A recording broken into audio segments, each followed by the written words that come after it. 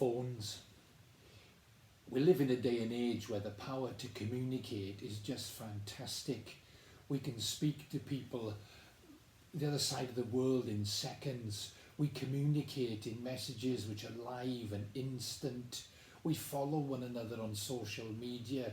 We can find out what people are doing, where they are at any given moment.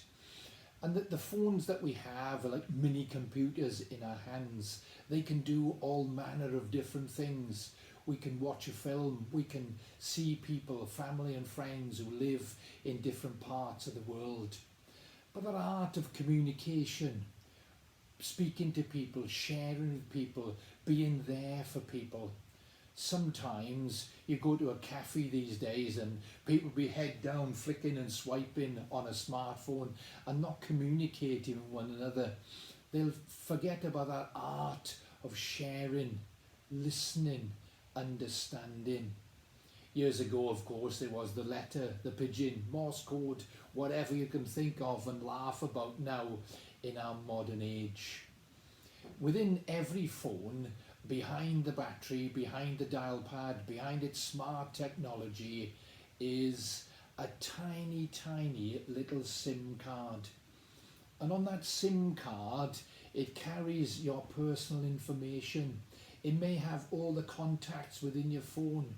It may have all the photographs your phone has taken, all those little snapshots, all those weird faces, all those weird videos. It may have secret information which is just personal to you, where you live, what's your date of birth, what was the first name of your pet dog. Anything you can think of is communicated on that tiny, tiny little piece of plastic, the SIM card.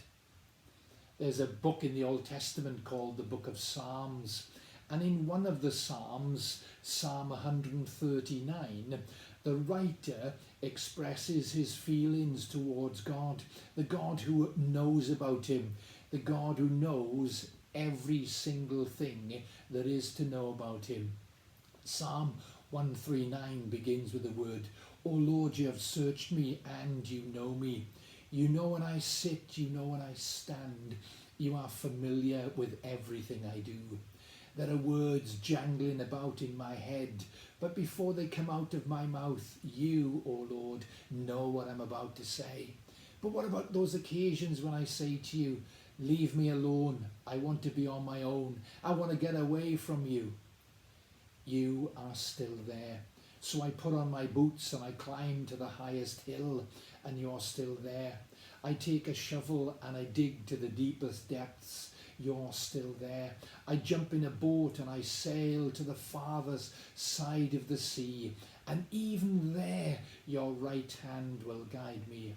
Wow, what a wonderful God. The psalmist goes on to say, I praise you because I am fearfully and wonderfully made.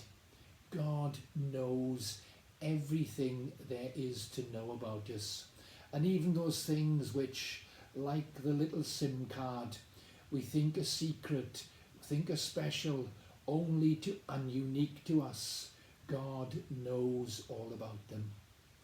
Spend a moment just thinking and reflecting about who you've communicated with over the past day, over the past week.